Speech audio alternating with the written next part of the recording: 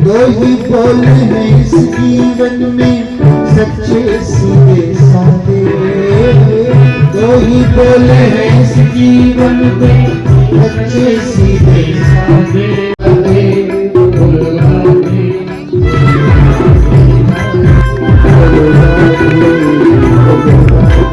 जीवन में एक पंथ होना चाहिए, एक कंठ यानी इष्ट देव होना चाहिए।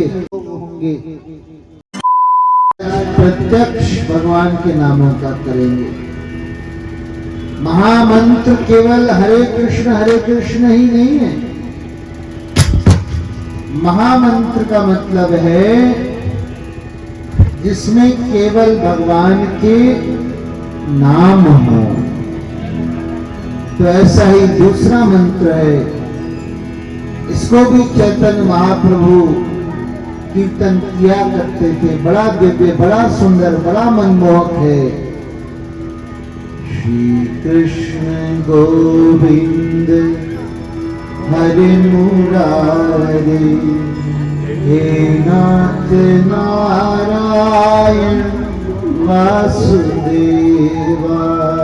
श्री कृष्ण गोविंद हरे मुरारे, हे नाथ नारायण वासुदेवा।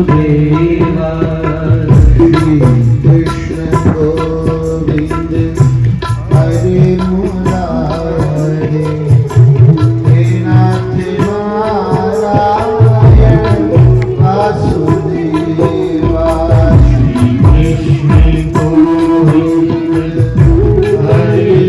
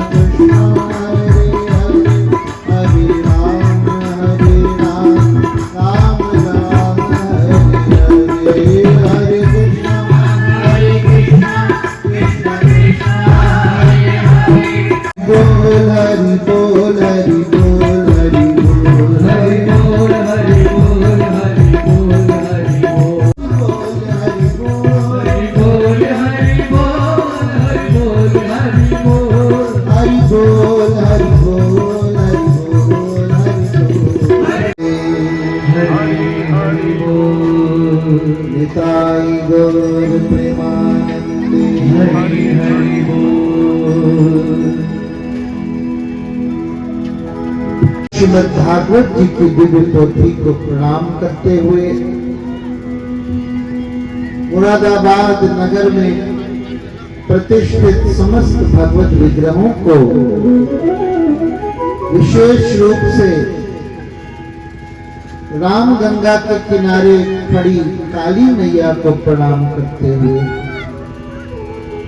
आह्वान किए गए सब देवी देवताओं को, ब्राह्मण देवों को एवं सूक्ष्म शक्तियों को, आपको सबको मेरा बार बार प्रणाम, स्वागत, अभिनंदन। सुना है आज महिलाओं का भी सकट का उत्सव है, फिर भी आप हमारे कहना मानकर जल्दी जल्दी वो सब निपटा कर आ गई हो। आज भगवान श्री कृष्ण का जन्म होना है, हमारे प्रिय ठाकुर का प्रादुर्भाव होना है। पंडाल को गुब्बारों से सजाया गया है, बहुत सुंदर आयोजन है, सर्वत्र भगवा दिख रहा है। इस पंडाल में रंग जो इस्तेमाल किया गया भगवा विशेष रूप से दिख रहा है, गद्दे भी भगवा है, सनातन धर्म का रंग। हरे कृष्णा हरे कृष्णा हरे कृष्णा हरे कृष्णा कृष्ण कृष्ण कृष्ण कृष्ण हरे हरे हरे हरे राम हरे राम हरे राम हरे राम राम राम राम राम हरे हरे। हरे हरे।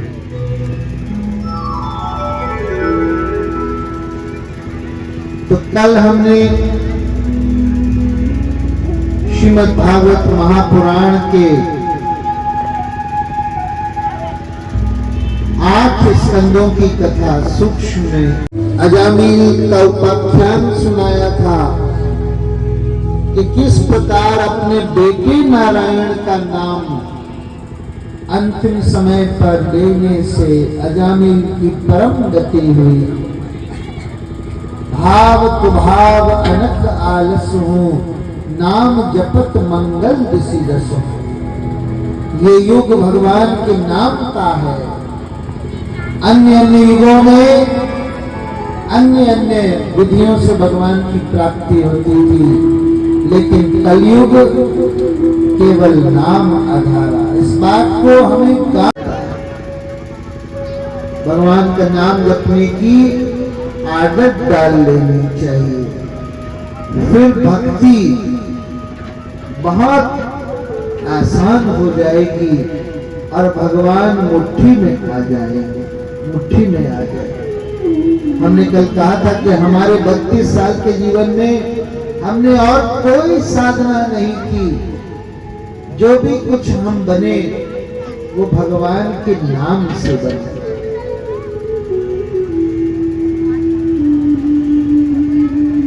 भगवान पतंग जैसे हैं और उनका नाम उस पतंग की डोर जैसा है। अगर पतंग की डोर हमारे हाथ में है तो पतंग कहीं नहीं जा सकती, कहीं नहीं जा सकती। कहाँ जाएगी पतंग, मेरे हाथ में है डोर। जब तक भगवान का नाम है, भगवान कहीं नहीं जा सकते। भगवान अपने नाम जापक भक्त के पीछे पीछे चलते, पीछे पीछे। जीवन में 4 चीजें एक होनी चाहिए। ये विषय हम अपनी कथा में पहली बार बता रहे हैं। ये 4 चीजें सब एक एक होनी चाहिए, तब जाकर आध्यात्मिक जीवन सधता है। ध्यान से सुने। एक पंथ, एक कंत, एक संत और एक ग्रंथ। आध्यात्मिक लाभ उठाने के बहुत सारे मार्ग हैं। कर्म योग, ज्ञान योग, बुद्धि योग, हठ योग आदि आदि कई प्रकार के योग हैं। किसी भी मार्ग से भगवान की प्राप्ति होती है। हमारे देश के महान संत श्री रामकृष्ण परमहंस देव कहा करते थे, जो तो मत तब तो पथ। यानी जितने मत हैं उतने ही भगवान तक पहुंचने के पथ हैं। जैसे यहाँ रामलीला ग्राउंड पहुंचने के चारों तरफ से रास्ते हैं, इधर से आ जाओ तो इधर से आ जाओ तो इधर से, एक रास्ता नहीं। जब ग्राउंड तक पहुंचने का अनेक मार्ग है तो भगवान तक पहुंचने का एक मार्ग क्यों? हर मार्ग वाले कहते हैं कि हमारा मार्ग ही एकमात्र मार्ग है, दूसरा कोई मार्ग नहीं है, सब मार्ग छोटे हैं, कमजोर हैं, पतित हैं। लेकिन ऐसा नहीं है।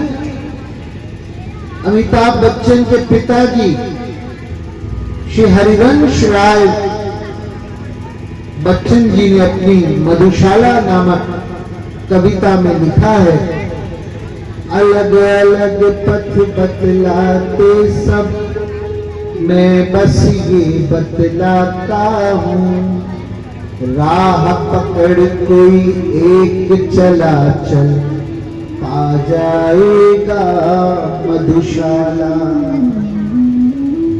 यानी कोई भी एक मार्ग पकड़ लो, निष्ठा पूर्वक उस मार्ग पर चलने लगो, फिर दाएं बाएं इधर उधर देखने की जरूरत नहीं है। अपनी रुचि का कोई भी एक मार्ग पकड़ लो। जिन शास्त्रों और जिन महापुरुषों की वाणी पर तुम्हें विश्वास हो जाए, वहीं से शुरुआत कर दो, वहीं जम जाओ, वहीं से तुम्हें क्रमशः मार्ग आगे से आगे का मिलता रहेगा भैया, मिलता रहेगा।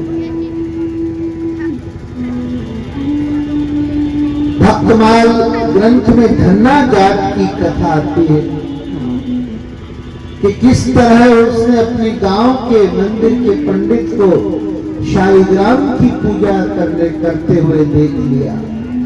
उसको बड़ा लालच हुआ। उसने पूछा कि ये भगवान कैसे भगवान है, गोल मटोल से पत्थर जैसे? पंडित जी ने कहा नहीं, पत्थर मत कहो उसको, ये साक्षात नारायण भगवान है, शालिग्राम इनका नाम है। तो धन्ना जाट ने कहा, ओ पंडित, मुझको भी एक शालिग्राम ला कर दो, मैं भी पूजा करना चाहता हूं। जाट था, पीछे ही पड़ गया। पंडित जी ने सोचा कि जाट की बुद्धि तो कही जाती है घुटनों में होती है, ये क्या भगवान को समझेगा, क्या पूजा करेगा, लेकिन दिए बिना मानेगा भी नहीं। तो चटनी पीसने का एक पत्थर था, सिलबट्टा, उसको ले आकर धन्ना जाट को दे दिया, लो ये भगवान जी हैं। धन्ना जाट बेचारा श्रद्धा से घर ले आया। उसने पूछा, इनको कैसे पूजना है? पंडित जी ने कहा, बस दिखाकर खा लेना और डुबा कर पी लेना, यानी उनका चरणामृत बनाकर पी लेना और कुछ भी खिलाओ तो उनको सामने दिखा देना, बस हो गई पूजा। धन्ना जाट ने घर ले जाकर कमरा बंद करके ठाकुर जी को पधराया और 4 मोटी मोटी रोटियां और अचार उनके भोग लगाने के लिए रखा। पहले तो खूब नहलाया और उसके बाद रोटियों का भोग लगाया। पर्दा करके बैठा रहा, लेकिन भगवान ऐसे थोड़ी खाते हैं, भगवान तो दृष्टि भोग लगाते हैं। उसको कहाँ पता था? उसको पता था कि साक्षात खाएंगे। बैठा रहा, घंटों गुजर गए, लेकिन उसने हार नहीं मानी। एक दिन हो गया, दूसरा दिन हो गया, तीसरे दिन भी जब भगवान ने उसकी निष्ठा देखी कि ये भूखों मर रहा है बेचारा मेरे कारण, तो भगवान ने उस शालिग्राम तो नहीं था, पत्थर था, उस पत्थर में से 2 हाथ बाहर निकाल दिए। धन्ना जाट ने जैसे ही देखा उसने दोनों हाथों को रस्सी से बांध दिया। अब कहाँ जाएगा ये ठाकुर, अब तो इसको खाना पड़ेगा। भगवान ने कहा खोलो खोलो मेरे हाथ। और फिर भगवान साक्षात उसमें से प्रकट हो गए और खाने लग गए। खाते खाते उनको इतना अच्छा लगा कि 2 रोटी खा गए, 3 रोटी खा गए। धन्ना जी अपने हाथ पकड़ लिया और कहा कि मैं भी तो बैठा हूं भूखा, तू ही भूखा नहीं है, तेरा भगत भी भूखा है। अब सारी रोटियां चट कर जाएगा, कम से कम 1 रोटी तो प्रसादी बचाकर दे दे मुझे। और उसके बाद तो फिर बहुत लंबी लीला है। भगवान ने ही उसकी खेती बाड़ी में उसका सहयोग किया, उसके बैल चराए, उसके कुएं से पानी निकाल निकाल कर दिया। भगवान अपने भक्तों के दास बन जाते हैं। तो सबसे पहली बात, एक पंथ होना चाहिए, यानी एक रास्ता। दूसरी बात, एक कंत होना चाहिए। कंत का मतलब होता है नायक, हीरो, इष्ट देव। देवता तो बहुत हैं, 33 करोड़ देवी देवता हैं, और उसमें से भी देवादिदेव महादेव हैं। फिर अच्युत भगवान श्री विष्णु नारायण हैं, देवी मैया है, गणेश जी हैं, सूर्य नारायण भी हैं, प्रत्यक्ष देवता। कोई भी एक देवता चुन लो। हर पुराण में अलग अलग देवी देवता को सर्वोपरि बताया गया है, क्योंकि तत्व एक है। उसकी व्याख्याएं अलग अलग हैं। हर बार सृष्टि किसी अलग तत्व से होती है। कभी तत्व दुर्गा जी के माध्यम से सृष्टि होती है, कभी तत्व शिव जी के माध्यम से सृष्टि होती है, कभी तत्व विष्णु जी के माध्यम से सृष्टि होती है। इसलिए जहां जो लिखा है वो सच है। अलग अलग कल्पों की कथाएं हैं, सब सच है। जैसे कि यहाँ प्रतिदिन भागवत कथा हो रही है, तो कल की कथा में कोई आया होगा तो वो कहेगा कि मैं गया था और वहां पर पंडाल सजा हुआ था, वहां पर कोई सजावट नहीं थी। तो तीसरे दिन की कथा में जो आएगा वो कहेगा नहीं, वहां सजावट थी, वहां गुब्बारे लगे हुए थे। तो दोनों लोग ठीक है, गलत कोई नहीं। वो दूसरे दिन की बात बता रहा है और ये तीसरे दिन की बात बता रहा है। भागवत कथा इसलिए लड़ने का कुछ नहीं है कि मेरे इष्ट बड़े हैं तुम्हारे छोटे। जहां जिसकी भावना है वही उसके लिए बड़ा है, वही उसके लिए बड़ा है। जैसे मेरे पिता मेरे लिए बड़े हैं, तुम्हारे पिता तुम्हारे लिए बड़े हैं। लेकिन कोई अपने पिता को तो बड़ा कहे और दूसरे के पिता को कंडम करे, गालियां बके, तो क्या ये ठीक है? तो जहां भी भावना है, जिसको भी तुम बड़ा मानते हो वही बड़ा है, क्योंकि भाव सबसे ज्यादा बड़ी चीज है।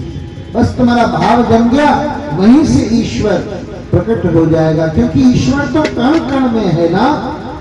नरसिंह भगवान पत्थर के खंबे में से प्रकट हुए थे कि नहीं? उससे पहले तक कोई नहीं जानता था कि पत्थर में से भगवान प्रकट हो सकते हैं। कल्पना भी नहीं की, लेकिन प्रकट हो गए। उसके बाद से पत्थर में भगवान को पूजने का प्रचलन शुरू हुआ, उससे पहले तक प्रचलन नहीं था। इसीलिए तो तुलसी बाबा ने लिखा है कि हरि व्यापक सर्वत्र समाना, प्रेम ते प्रगट होई न जाना। एक एक कण में भगवान बिल्कुल एक समान रूप से व्याप्त है।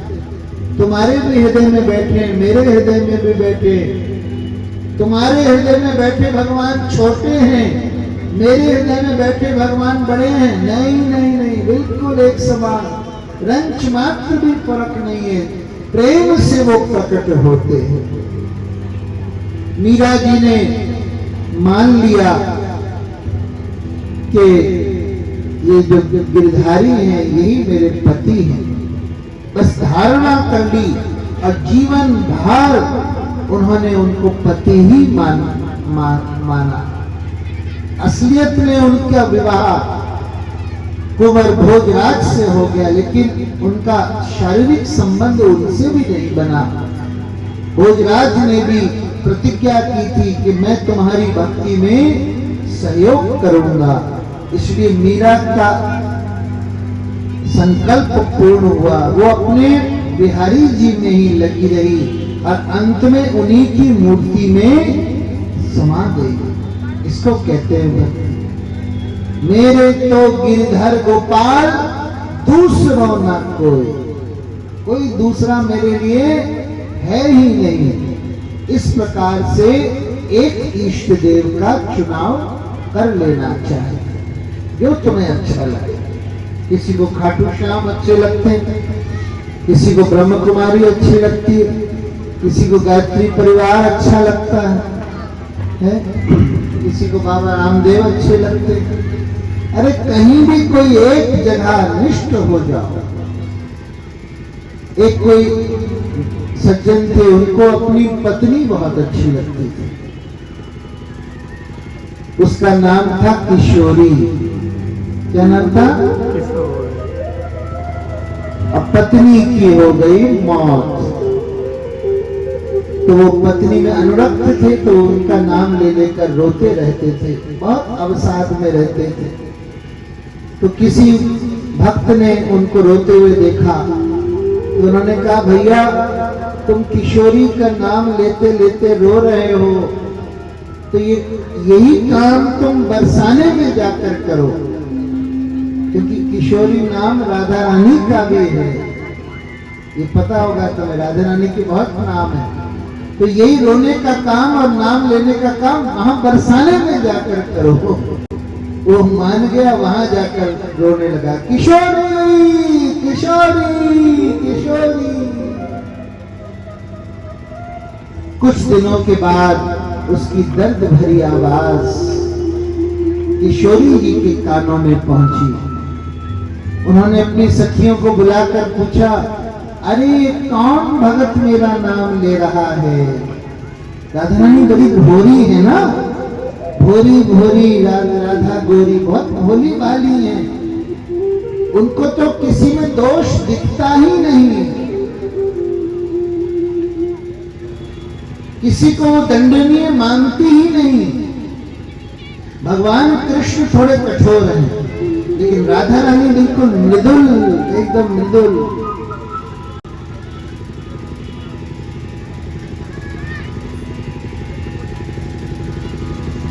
राधा रानी का जैसे नाम आता है तो हमारे अंदर रोमांच उभरता है, क्योंकि वृंदावन में हमारी राधा रानी का ही राज्य चलता है ना। वृंदावन में राज्य चले राधा रानी का।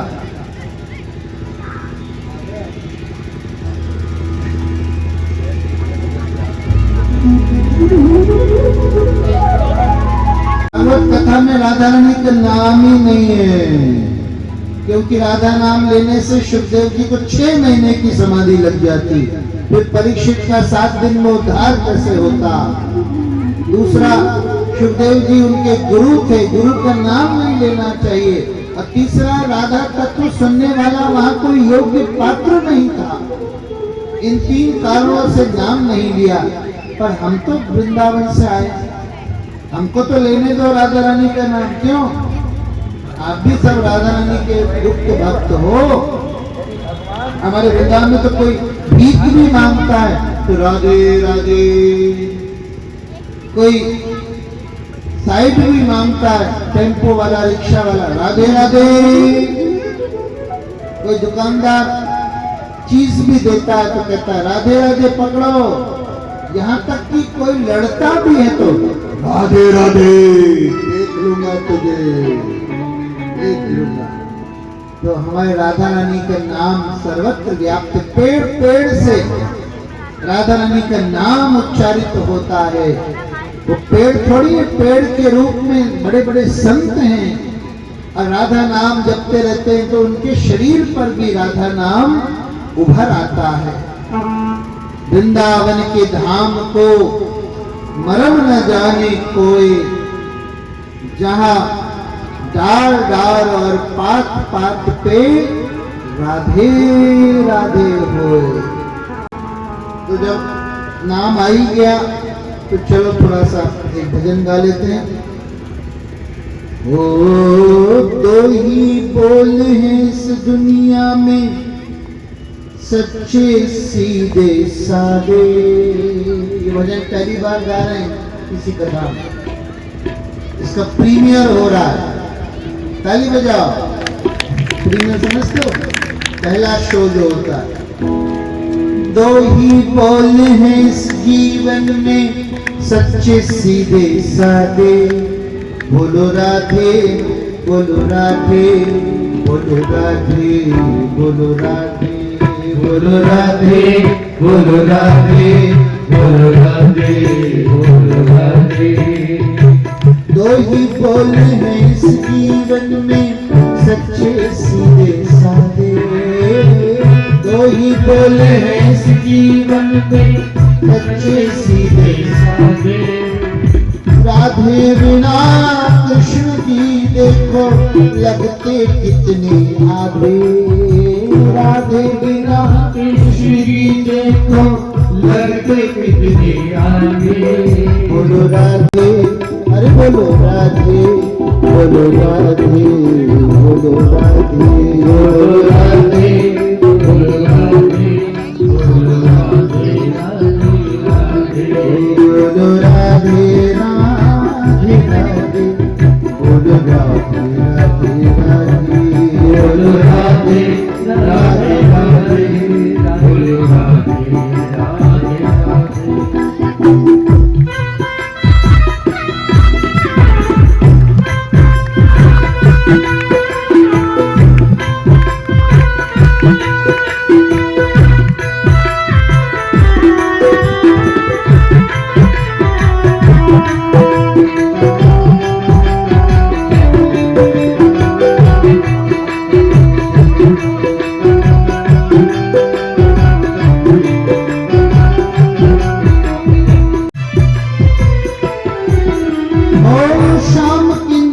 से पहले जग ने राधे नाम पुकारा। शाम के नाम से पहले जग ने राधे नाम पुकारा। राधे से जब लगन लगी तो राधे श्याम पुकारा। राधे से जब लगन लगी तो राधे श्याम पुकारा। राधे श्याम पुकारा, राधे श्याम पुकारा। इसी नाम को जप ले मन, सारी दुनिया बिसरा दे। इसी नाम को जप ले मन, सारी दुनिया बिसरा दे। बोलो राधे बोलो राधे, बोलो राधे बोलो राधे, बोलो Radhe Radhe Radhe.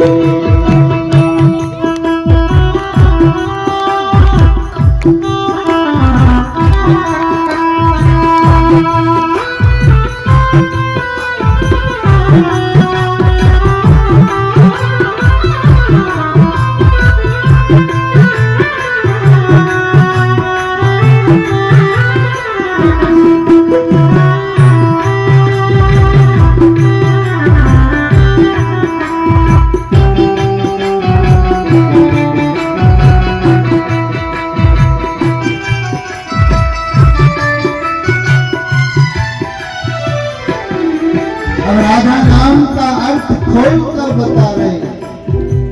It is as दो एब्रिविएशन, जैसे ATM यानी ऑल टाइम मनी, ऐसा करके हर अक्षर का अर्थ खोल कर बता रहे हैं, ध्यान से सुनिए। रास रास बिहारी घासे धरती पर अवतारी, रास रास बिहारी घासे धरती पर अवतारी। राधे नाम सुनीचे देखो अपने कृष्ण मुरारी, राधे नाम से भी देखो अपने कृष्ण मुरारी। अरे मैं क्या मनमोहन भी देखो जपते राधे राधे, मैं क्या मनमोहन भी देखो जपते राधे राधे। अरे राधे बिना कृष्ण जी देखो लगते कितने आधे, राधे बिना कृष्ण भी देखो लगते कितने आधे। बोलो राधे बोलो राधे बोलो राधे बोलो राधे बोलो राधे बोलो राधे बोलो राधे। अरे दो ही बोल हैं इस जीवन में सच्चे सीधे साधे, ओ दो ही बोल हैं इस जीवन में सच्चे सीधे साधे। बोलो राधे बोलो राधे बोलो राधे बोलो राधे बोलो राधे बोलो राधे ओ बोलो राधे बोलो राधे बोलो राधे राधे राधे बोलो राधे राधे। बोलो श्रीमती राधा रानी की।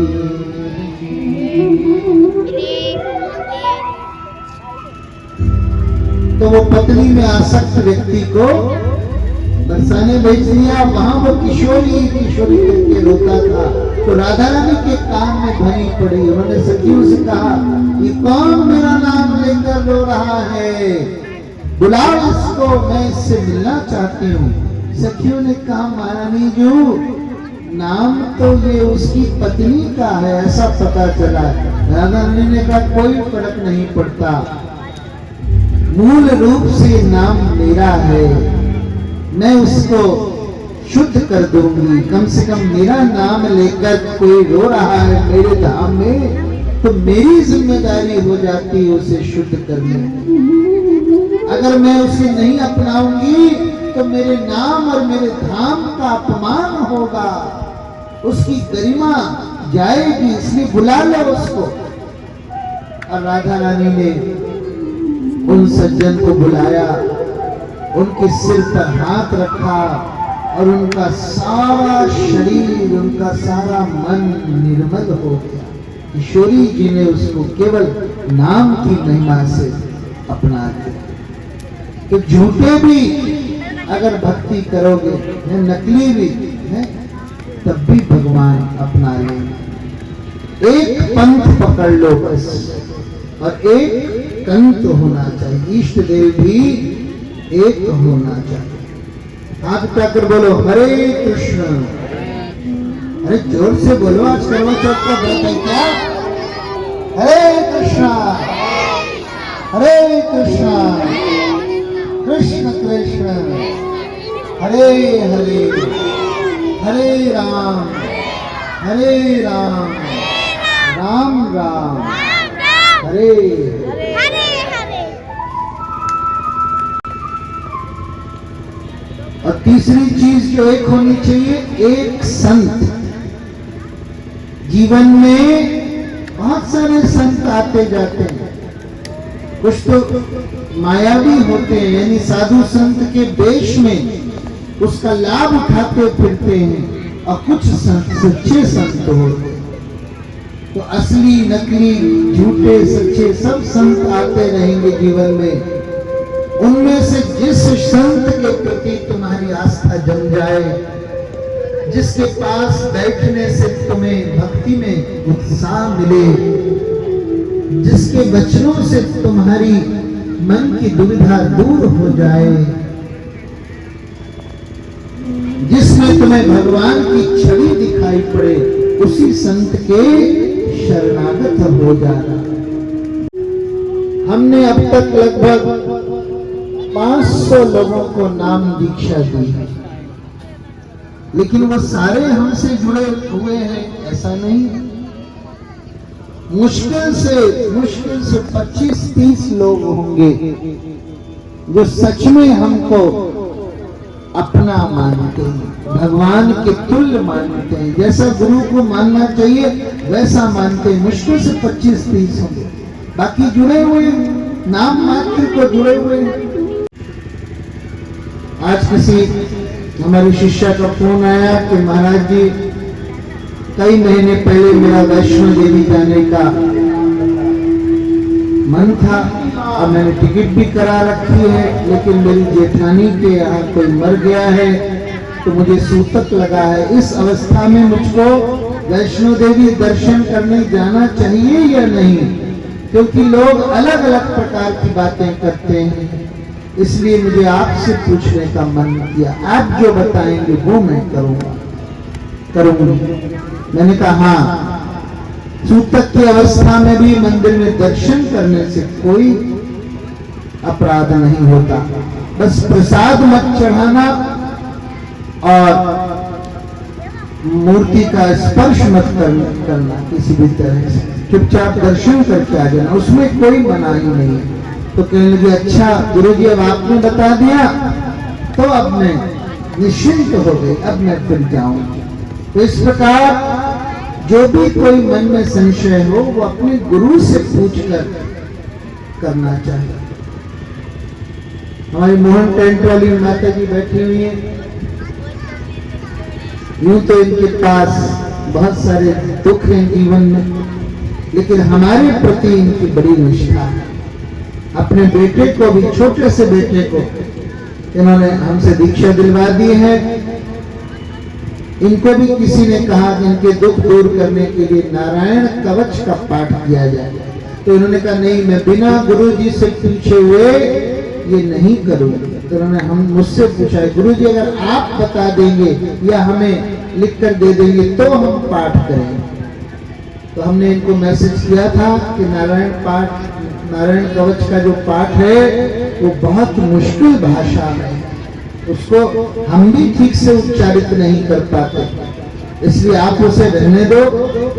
आप कीर्तन करती हो, प्रभात फेरी में जाती हो, उसी से भरपाई हो जाएगी, अलग से कोई पाठ करने की जरूरत नहीं है आप, क्योंकि बेकार में मुश्किल संस्कृत पढ़ने के चक्कर में पढ़ो और दोष बन जाए, हानि हो जाए, तो क्या मतलब है। सीधे साधे भगवान का नाम जपो, कितना सरल भगवान का नाम है, कितना सुगम है।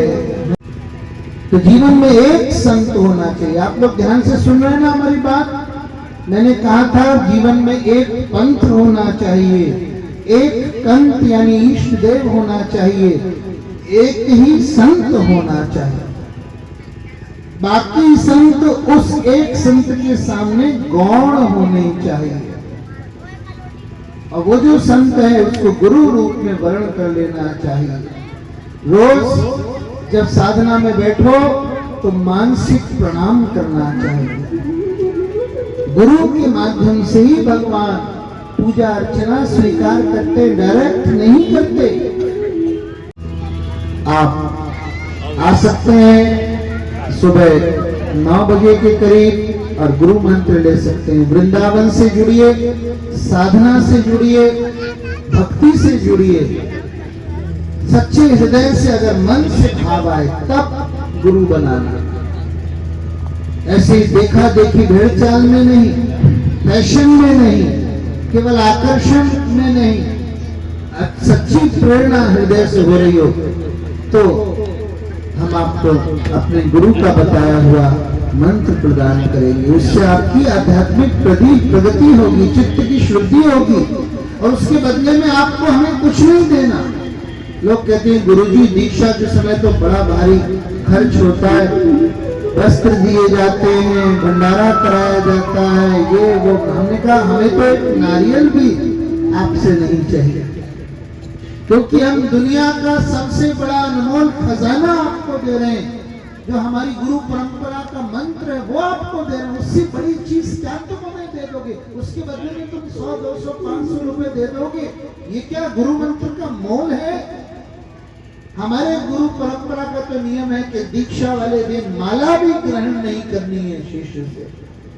किसी और दिन आकर माला अर्पण कर दो, उस दिन जरूरत नहीं है। उस दिन केवल हम आपको नाम देंगे और आप उसको जपने का संकल्प करो। ज्यादा कुछ बड़े बड़े नियम नहीं बताएंगे, जिनको आप निभा सको वही नियम बताएंगे। तो जिसको चाहिए हो अंतिम दिन आप 9 बजे 22 तारीख को संपर्क कर सकते हैं। इस कथा का आयोजन वरुण जनरल स्टोर के प्रतिष्ठाता प्रदीप जी और पुष्पा जी, जिनको आप लोग लाला और लालानी के नाम से जानते हैं, उनके द्वारा हुआ है। बहुत सालों से वो अनवरत हर वर्ष ये कथा कराते हैं।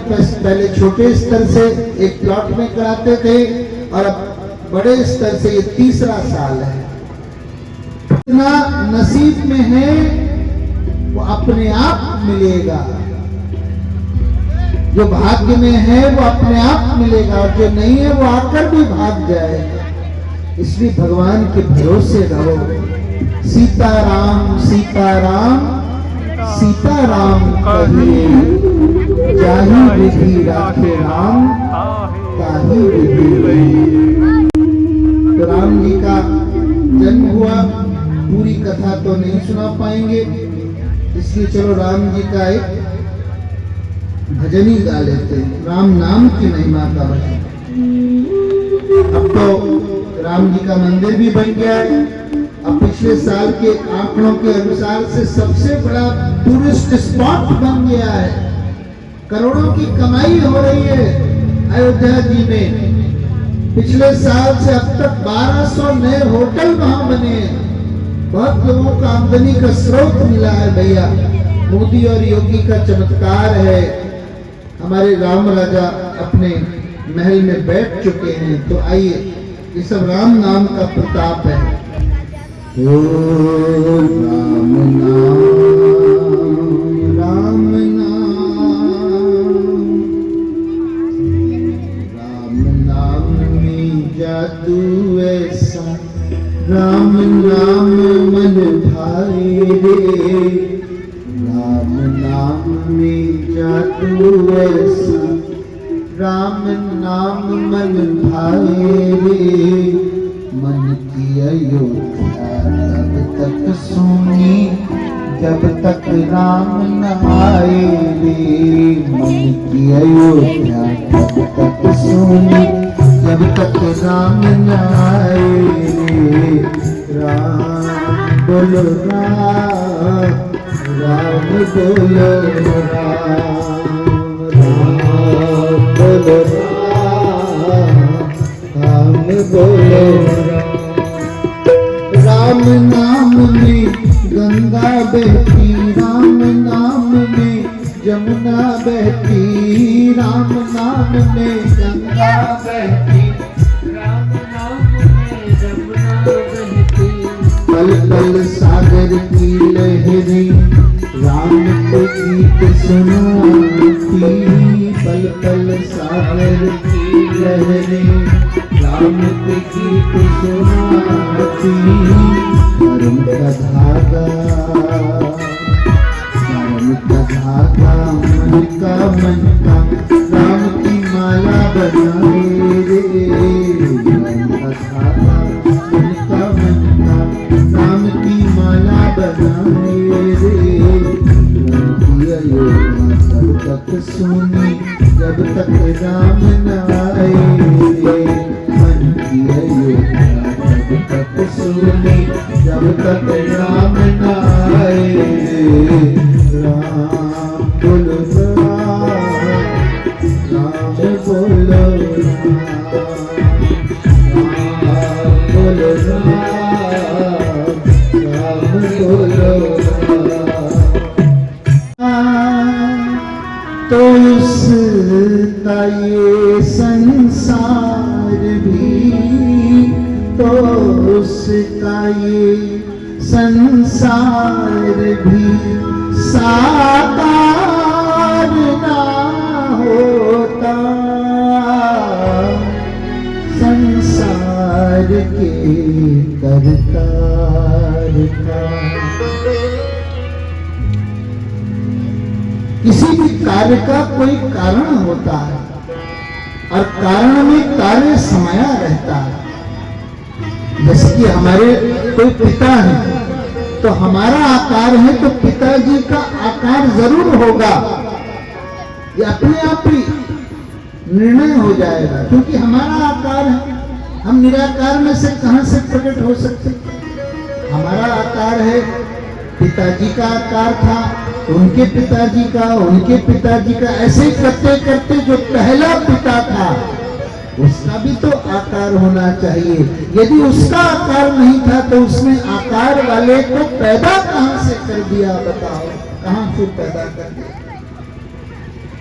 तो हमारे हिंदू धर्म का भगवान साकार है और खास तौर से भक्तों का पक्षपाती है, भक्तों से पक्ष करता है, भक्तों की साइड लेता है, भक्तों के लिए कुर्बान जाता है, भक्तों की सेवा कुल हम खर्च करेंगे। लेकिन हमारे गुरुजी का आदेश है कभी अकेले मत जाओ, किसी को लेकर जाओ। तो किसी को लेकर अगर जाओगे तो उसके लिए प्रार्थना करना, बिहारी जी मैं एक नया मुर्गा लाया हूं तुम्हारे लिए, फंसा लो इसको अब अपने जाल में। नया भक्त आया है, अब प्रभु इसको अपनी रूप माधुरी में फंसा लो। यहां तक पहुंचाने का काम मेरा था, अब आगे का काम तुम्हारा है। तो किसी दूसरे को अगर ठाकुर जी से मिलाओगे तो तुमसे वो ठाकुर जी और जल्दी मिल जाएंगे, खुश होकर कि मेरे क्लाइंट बना रहा है। पांचवें संवर्धन। राधे राधे। तो दोस्तों ये जो आप अभी कथा देखी, ये कथा भैया चल रही है रामलीला ग्राउंड में, जिसकी मैंने आपको बैनर पर बोर्ड वगैरह भी दिखा दिया है। लेकिन यार मैं इस कथा में और ज़्यादा देर नहीं बैठ पा रहा हूँ, क्योंकि यार मेरे को घर गृहस्थी में भी थोड़ा बंधा हुआ हूँ, मेरे को जाना है अभी घर की तरफ। मेरा मन तो बहुत है इस ग्राउंड में अभी और पंडाल में बैठने का, इस कथा को सुनने का। ये भाई वो पंडाल है जहाँ इस पंडाल में सारे दुख दर्द पीड़ा सब इंसान के दूर हो जाते हैं। लेकिन क्या करूँ यार, मैं अपने मजबूरी में मतलब कह सकता हूँ कि यार बंधा हुआ हूँ अपने घर गृहस्थी में, जो कि मेरे को बीच अधूरी कथा को छोड़ के जाना पड़ रहा है। मन मेरा बिल्कुल नहीं है जाने का, लेकिन फिर भी आज जाना पड़ रहा है। लेकिन मैं फिर भी बहुत सौभाग्यशाली हूँ जो मेरे को आज इस कथा में इतनी देर बैठने का सौभाग्य प्राप्त हुआ, ये मेरे लिए काफ़ी अच्छी बात है। तो अगर किसी को कथा में आना हो तो अभी ये कथा चलेगी, 22 तारीख तक चलनी है, 22 से 21 तक चलनी है। जिस किसी को भी आना हो भाई अपने इस रामलीला ग्राउंड में आ सकते हो, इस कथा का लाइव प्रसारण आप लोग देख सकते हो।